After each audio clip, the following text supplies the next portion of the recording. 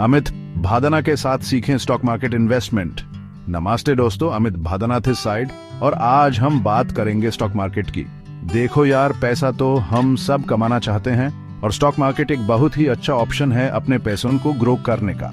लेकिन stock market में invest करना एक गैम्बल नहीं है, यह एक साइंस है। अगर आप भी स्टॉक मार्केट में स्टॉक खरीदते हैं तो ये वीडियो आपके लिए ही है। इस वीडियो में हम स्टेप बाय स्टेप समझेंगे कि कैसे स्टॉक मार्केट में इन्वेस्ट करना है और वो भी बिना किसी रिस्क के। तो रेडी हो जाओ अपने पैसों को डबल ट्रिपल 14 गुना करने के लिए। Let's begin. सबसे पहले यह समझना बहुत जरूरी है कि स्टॉक मार्केट होता क्या है। स्टॉक मार्केट एक ऐसा प्लेटफॉर्म है जहां कंपनीज अपने शेयर्स बेचती हैं और लोग उन शेयर्स को खरीदते हैं।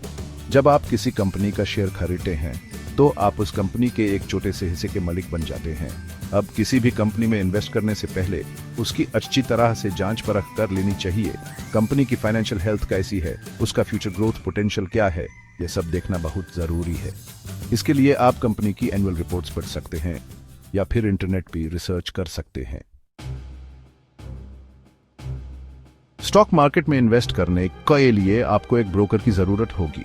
ब्रोकर एक ऐसा मिडलमैन होता है जो आपके लिए स्टॉक मार्केट में ट्रेडिंग करता है। आजकल बहुत सारे ऑनलाइन ब्रोकर्स अवेलेबल हैं जैसे कि ज़ीरोधा, अपस्टॉक्स, ग्रोव एटसेट्रा। इन प्लेटफॉर्म्स पे अकाउंट बनाना बहुत ही आसान है और इनके चार्जेस भी काफी कम होते हैं। एएपी अपनी रिक्वायरमेंट्स के हिसाब से कोई भी ब्रोकर चूज कर सकते हैं। ब्रोकर चूज करने के बाद आपको एक डीमैट और ट्रेडिंग अकाउंट खुलवाना होगा। डीमैट अकाउंट में आपके शेयर्स इलेक्ट्रॉनिकली स्टोर होते हैं, जबकि ट्रेडिंग अकाउंट से आप शेयर्स खरीदे और बेचते हैं। अकाउंट खुलवाने के लिए आपको कुछ डॉक्यूमेंट्स सबमिट करने होंगे जैसे कि पैन कार्ड, आधार कार्ड, बैंक स्टेटमेंट एटसेट्रा। यह प्रोसेस बहुत ही सिंपल है और ऑनलाइन ही कंप्लीट हो जाता है। अब बात करते हैं इन्वेस्टमेंट की। देखो भाई, स्टॉक मार्केट में इन्वेस्ट करने के लिए आपके पास एक अच्छा खासा कॉर्पस होना चाहिए। मतलब आपको सिर्फ उतना ही पैसा इन्वेस्ट करना चाहिए जितना आप अफोर्ड कर सकते हैं। अपना बजट सेट करने के बाद आपको यह डिसाइड करना होगा कि आप किस सेक्टर में इन्वेस्ट करना चाहते हैं। एआरपी अपने इंटरेस्ट और नॉलेज के हिसाब से कोई भी सेक्टर चूज कर सकते हैं। सेक्टर चूज करने के बाद आपको उस सेक्टर की कंपनीज रिसर्च करनी होगी। कंपनी की financial performance, management team, future prospects, यह सब देखना बहुत जरूरी है। एक बार जब आप कंपनी फाइनलाइज कर लेते हैं तो आप ट्रेडिंग प्लेटफॉर्म पे जाके उस कंपनी के शेयर्स खरीद सकते हैं। शेयर्स खरीदते वक्त आपको ऑर्डर टाइप चूज करना होगा, मार्केट ऑर्डर या लिमिट ऑर्डर। चैप्टर 6, निगाह मार्केट पे, monitoring is the key. Shares खरीदने के बाद आपको अपने इन्वेस्टमेंट्स पे नजर रखनी होगी। मार्केट में अपर नीचे होता रहता है, इसलिए आपको मार्केट ट्रेंड्स से अपडेटेड रहना चाहिए।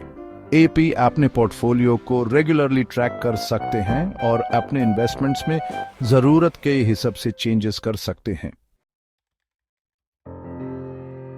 चैप्टर 7, एग्जिट स्ट्रेटजी, कब निकल बाजार से। स्टॉक मार्केट में इन्वेस्ट करने का एक इंपॉर्टेंट रूल है, इमोशंस पे कंट्रोल रखो।